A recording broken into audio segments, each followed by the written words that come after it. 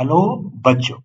Let's read this question. The question says that 27 solid iron spheres, each of radius 2 centimeter, are melted to form a new solid sphere. What will be the surface area of the new sphere?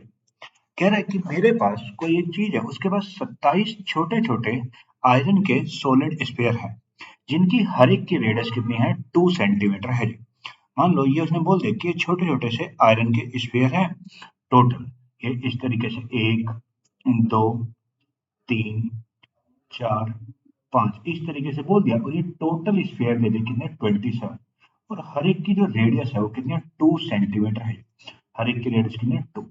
तो अगर हर एक की radius 2 centimetre है, अब कह रहे हैं इन्हें मेल्ट करके, इन सारे 27 के तरीकों मेल्ट करके एक बड़ा स्फीयर बनाया जाए. इस तरीके से एक बड़ा स्फीयर बनाया जाए, तो जिसकी रेडियस क्या होगी, आर है, मान लिया आर है.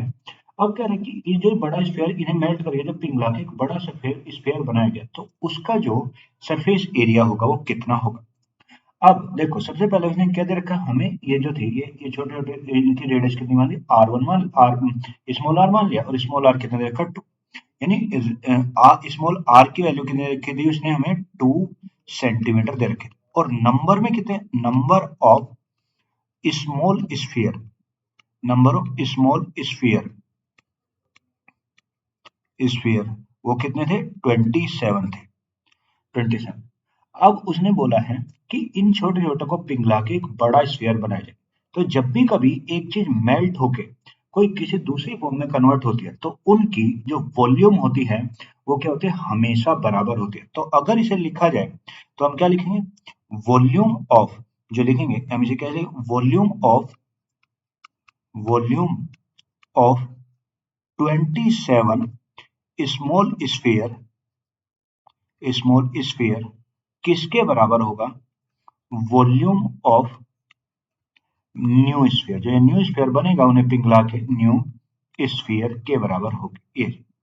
ये उसने बोलते. अब देखो, ये अब वॉल्यूम ऑफ स्फीयर, अगर मैं बात करूं वॉल्यूम ऑफ स्फीयर होते कितने, वॉल्यूम ऑफ स्फीयर, तो वॉल्यूम ऑफ स्फीयर का जो फॉर्मूला होता है वो क्या होता है, 4/3 पाई, और क्या होता है, आर, रेडियस का क्या होता है, क्यूब होता है. 4/3 पाई रेडियस का क्यूब. अब अगर मैं यहाँ पे वैल्यू पुट करूं, अब देखो, सबसे पहले वॉल्यूम ऑफ 27 स्क्वायर, सारे स्क्वायर छोटे छोटे वाले बराबर हैं, तो मैं इसके अगर वॉल्यूम निकालना है तो 27 तो नंबर हो गए, और एक छोटे वाले स्क्वायर की वॉल्यूम कितनी, 4/3 पाई, और रेडियस कितनी थी सबकी, छोटे वालों की 2 2 2 2, ये, तो 2 का क्या आएगा, क्यूब. ये हो गया इक्वल्स टू 27 का, क्योंकि 27 थे और एक की वॉल्यूम थी 4/3 पाई इंटू 2 का क्यूब. ये वॉल्यूम ऑफ न्यू स्फीयर, तो मैंने वॉल्यूम ऑफ न्यू स्फीयर भी भाई 4/3 पाई, और हमने मान लिया कि जो इसकी जो बड़े वाला स्फीयर, इसकी जो रेडियस है वो कितनी, कैपिटल आर है, तो ये हो कितना, आर का क्यूब. हो गया. अब देखो क्या कट गया, 4/3 से 4/3 कट गया, पाई से पाई कट गया. तो इधर क्या बचा, इधर बचा 27 इंटू कितना, 3, और 27 इंटू कितना, 8, और इक्वल टू आर का क्यूब. तो इसे अगर लिखा जाए तो आर क्यूब जो हो गया, 27 किसका क्यूब होता है, 3 का, और ये कितना, 2 का, 3 इंटू 2 का क्यूब. तो यहाँ से अगर मैं आर की वैल्यू निकाल, तो आर की वैल्यू कितनी आ जाएगी, 6 आर. यानी जब मैंने इस बड़े वाले, इन छोटे छोटे 27 इन्हें पिघला के एक बड़ा स्फीयर बनाया, तो जो ये बड़ा स्फीयर बन गया उसकी जो रेडियस आ गई वो कितनी आ गई, 6 आ गई. रेडियस कितनी आ गई, 6 सेंटीमीटर, और किसमें, सेंटीमीटर. तो ये, अब हम, उसने हमसे ये नहीं पूछा, उसने पूछा कि ये जो बड़ा स्फीयर बन गया इसका सरफेस एरिया कितना होगा.